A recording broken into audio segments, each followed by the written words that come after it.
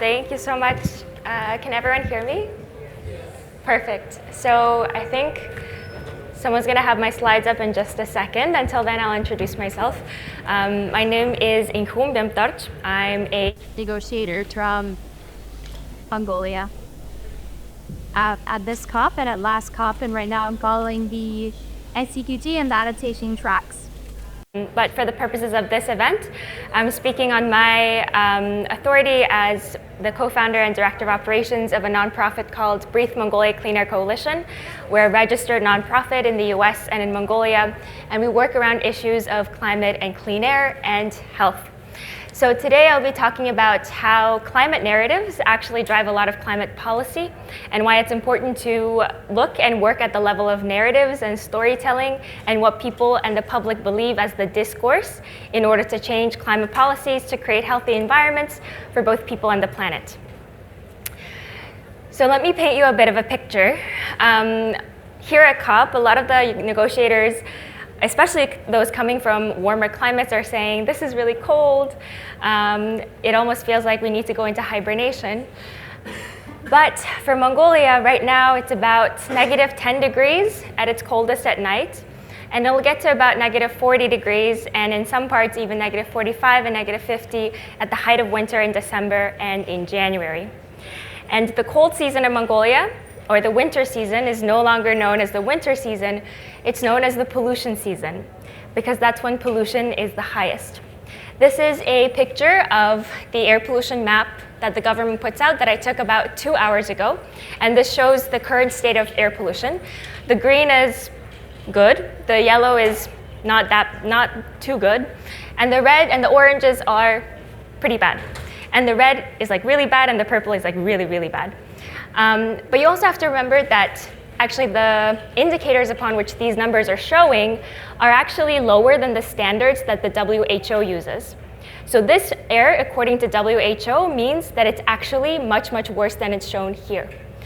And what does air pollution look like, actually? It looks like this. So this was these were photos that I took last year, not this year, but this is at the height of the pollution season when the air pollution levels are at its purple or red or at the highest levels. And if you see here, because my home city, which is the capital city of Mongolia, is placed in a valley, the air gets trapped and all the air pollution sort of sits on top like a blanket. So if you can see here, you see one part of the city, the informal district, or we call the Gir district, and you can see the pollution that's sitting on top. And it's like a gray haze that stays on top. And inside this is people. People are living inside this haze. This is not too far out from the city. This is only probably 5 kilometers out, and you can see it. This is a photo that's taken from about the same position, and you can see you can't really see anything in the background. And none of that is fog, that's air pollution. So why is there a problem of air pollution? And why does it come to life in the winter season? Before I talk about that, I'll talk about the health impacts. So Mongolia is at the intersection of climate and clean air. Mongolia is very pertinent because since 1940, or the pre-industrial age, our global average temperature has risen by more than 2.4 degrees Celsius. That's 2 times more than the global average, 1. 2, in my home city, 1 in 10 deaths are attributable to air pollution, which means that 1 in 10 people who are dying because of air pollution. A third of people who are dying from stroke-related deaths, those can also be attributed to air pollution. And for children, they've done studies where they've checked on the lung capacity of children, and they found that children who live in the city, in the polluted areas of the city, their lung function is 40% lower than children who are living in the countryside or unpolluted parts of the city. So that the health costs are huge. Not even talking about that, the economic costs are huge, the social costs are huge, the emotional and mental costs are also huge as well. And I'll explain that in the next slide. So this is what we call a gir. It's a traditional Mongolian dwelling that is mostly used by herding families who are nomadic. So it really works well because it's adaptable to many environments. You can pack it up move to the next position, assemble it again, pack it up, move to the next position, assemble it again. It was built for that sort of nomadic lifestyle. But what's happening is that because of climate change and because of erratic weathers, in the winter time, the winter is becoming more drastic. It's getting colder, and snowfall is increasing, and so there's an increased frequency of these events called dot, which are extreme cold snaps. And with extreme cold snaps, a lot of herding families lose their entire herds in the matter of a winter, which means they lose their entire livelihood. Next slide, please. And when they lose their entire herds, what happens is that they move into the capital city, which is one of the only sources of economic opportunity, educational opportunity, healthcare services, educational services. They move to the capital city and a lot of the provincial centers in Mongolia. And this is a high view of my home city, Ulaanbaatar. This city was built for 500,000 people. Today, in this city lives 1.5 million people. So it's 3 times its capacity, which means that in this part of the informal district, there is no energy infrastructure, there's no sanitation, there's no sanitary infrastructure, which means, next slide please, that the families who were herding families move into the cities and often settle in these informal settlements with their gears, and they have to burn coal for heating during the winter because they don't have access to the central energy infrastructure, the central heating infrastructure. So they burn coal in the winter at -40 degrees, and what does that cause? Air pollution. So the reason why I wanted to give that preface was because I wanted to talk about the really strong narrative that fossil fuels have in the public discourse, and especially in the imaginations of industry still today, and how that narrative is basically blocking the progressive climate policies that we want. Here I've written why the death toll will never be enough. So I think the latest statistics is something like 7,000 people in Mongolia die every single year because of air pollution. And a lot of people have told me that that's not enough, or that you should find a different way to present that number. A lot of grantors, a lot of multilateral agencies, a lot of these international banks, a lot of embassies have told me, don't use that number because that number is low. And the reason why it's low is because the Mongolian population entirety is 3.5 million. So compared to other larger countries with a larger death toll, yeah, it's small. But per capita, it's pretty big, and it's still people dying, so it's worth it.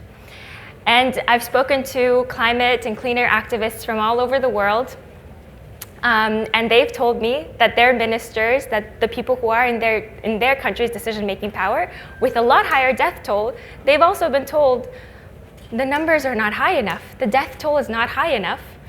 Actually, what is more important is the economic opportunity that coal and fossil fuel brings. And that's why I say the death toll will never be enough.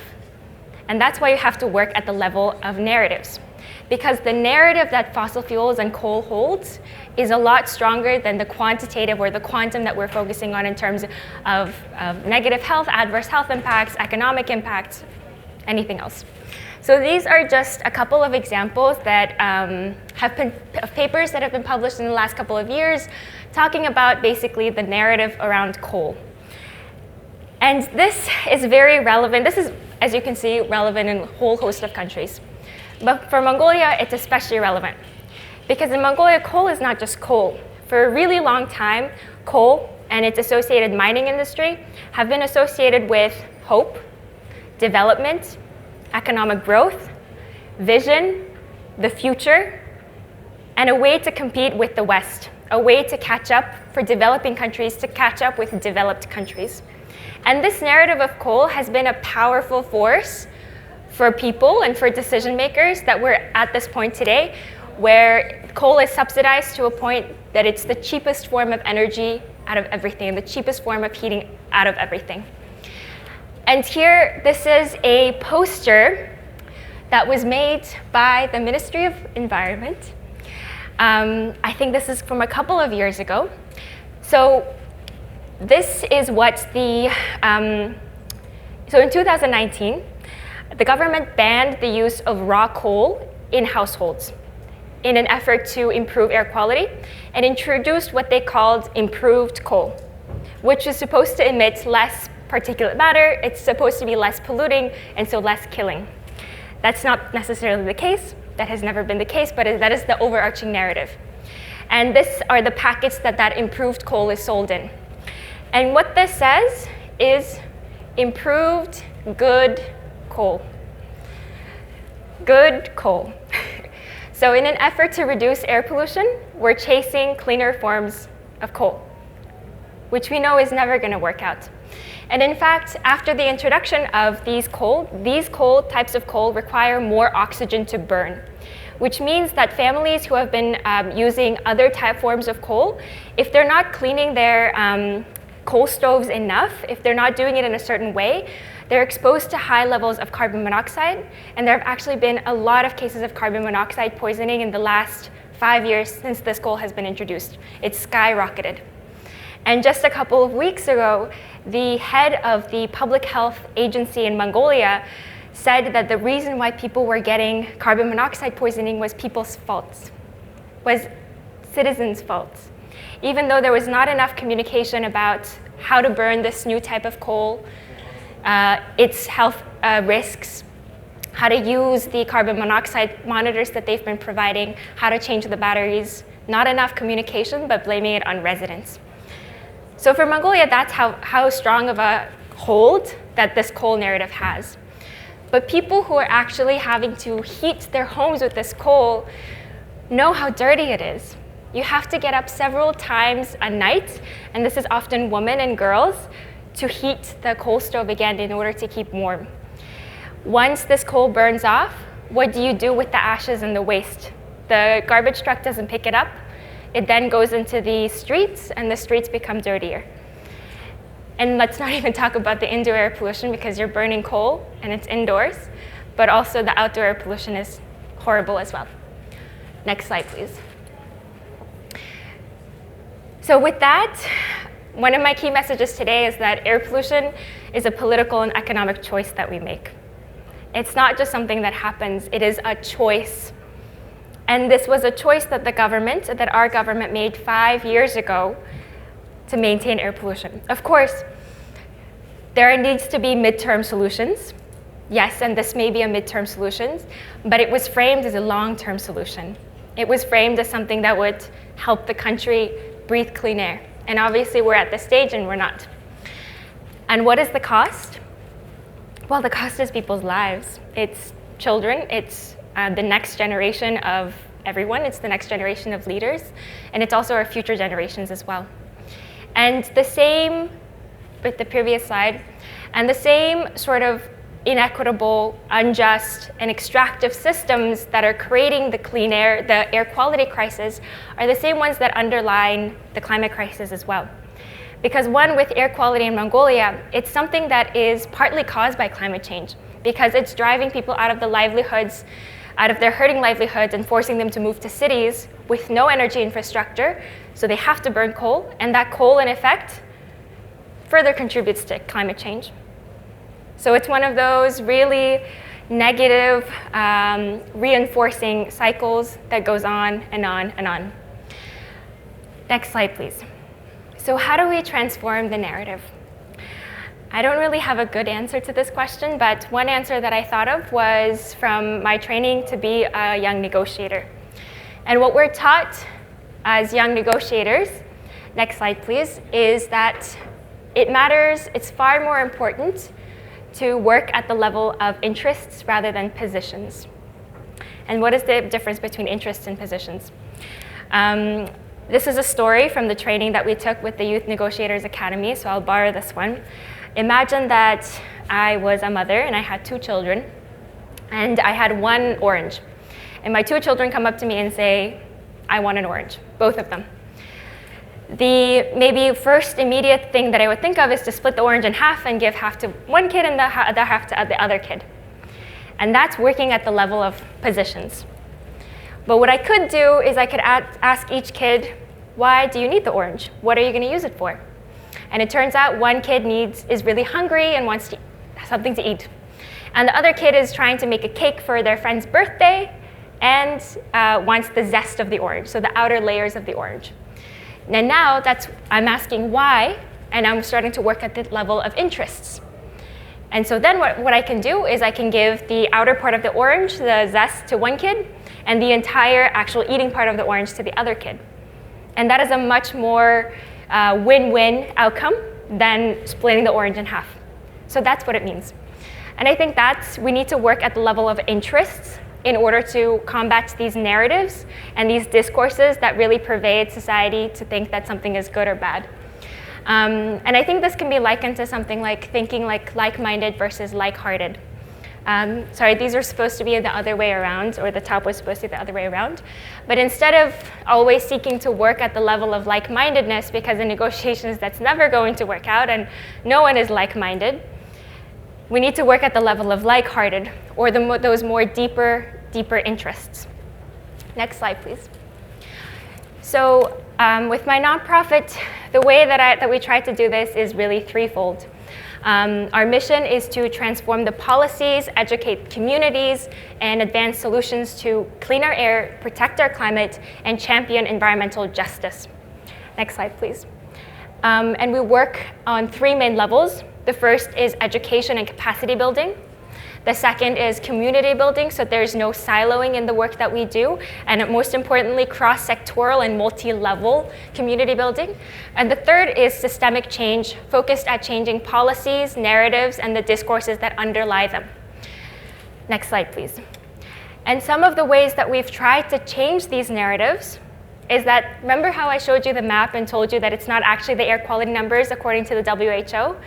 And in addition, those air quality data is behind a paywall because you have to pay to get the data, which means that we're not actually getting all the data that we need. And if we want to do third-party monitoring, no one will be able to get the data. So what we're trying to do is democratize access to air quality data using low-cost sensors and also advocating for open data policies so that we can change the narrative about how bad the air is. Next slide, please. We're also working with journalists because the media and journalists control a lot of our narrative and a lot of our discourse. And environmental journalists are very few and far between in Mongolia because there's a lot of conglomeration of media companies, but also because journalists don't have enough time to specialize.